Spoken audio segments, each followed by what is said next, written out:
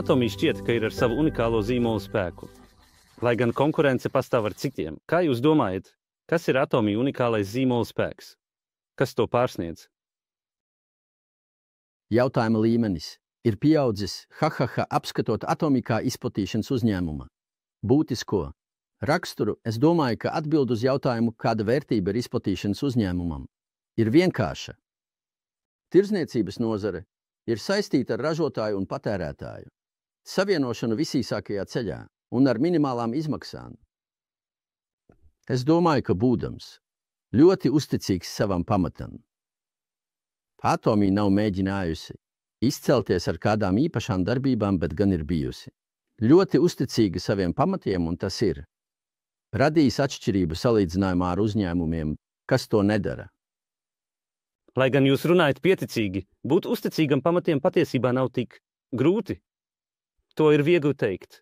Piemēram, tagad, izstrādājot zobu bišti, tā tika pārdota par 2200 voniem. Ja ir piedāvājums 3+1 cena var nokrist līdz 1600 voniem. Atlaides veikalā ir viszemākā cena, bet es piezvanīju tam īpašniekam un teicu, ka šis jādod par 1000 voniem vai mazāk. Vai mums nevajadzētu maksāt arī piemaksas? Jā, piemaksas ir jāizmaksā. Tad vai mums nevajadzētu atstāt arī nedaudz naudas, jā, vajadzētu? Tad cik mēs jāpiegādājam? Es nezinu, vai varēšu to izpildīt, tā tas izskatās. Tāpēc es tagad jautāju, cik daudz ir pilnībā izveidotu dobumu. Šis cilvēks palika pārsteigts. Domā, ka nezina.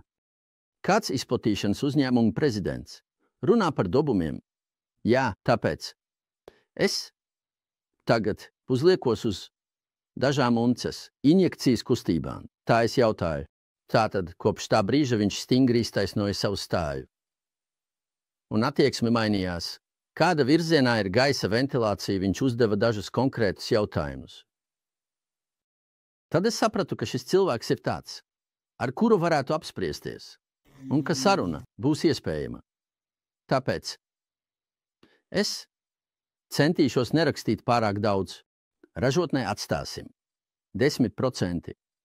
Tomēr, ja šobrīd turpināsiet ražot tā, kā darāt, būs zaudējumi. Tomēr vispirms uzlieciet dobumu uz veidnes un injekcijas mašīnas. Varbūt gan lietotas, gan citas derīgas iekārtas, tāpēc iegādājieties jaunas iekārtas. Kā jūs šobrīd iegādājaties? Izeivielas, vai jūs tās pērkat 20 kg maisos, vai jūs tās pērkat Tombatsk maisos? Tā tas notiek. Ja tu aiznesi skaidru naudu uz vietas un nopērc ar Tombatsk, cena var samazināties par 20% līdz 25%. Tādēļ, iespējams, tā arī būs. Es sekšu izeivielu izmaksas ar ziedojumu, jo, ja vēlos iegādāties to Tombatsk, man būs nepieciešami līdzekļi. Es to došu kā avansa maksājumu. Jo mēs iegādājamies izeivielas šādā veidā. Parasti uz kredīta. Ražojam un pārdodam, un tad maksājam naudu, tāpēc es piedāvāšu avansa maksājumu.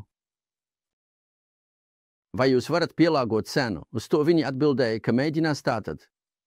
Ja jūs vienkārši izmantojat varu, lai piespiestu šo absolūto cenu, tas varētu darboties īslaicīgi. Bet ilgtermiņā tas nav izturams. Tāpēc win-win spēle nenotiek. Tātad ir svarīgi pietiekami labi izprast situāciju. No viņa puses. Tagad tas ir par to, ko mūsu profesors Junjong Guk runā par līdzjūtību un mīlestību, kas ir nepieciešama uzņēmumiem, lai izdzīvotu, un es to aktīvi atbalstu.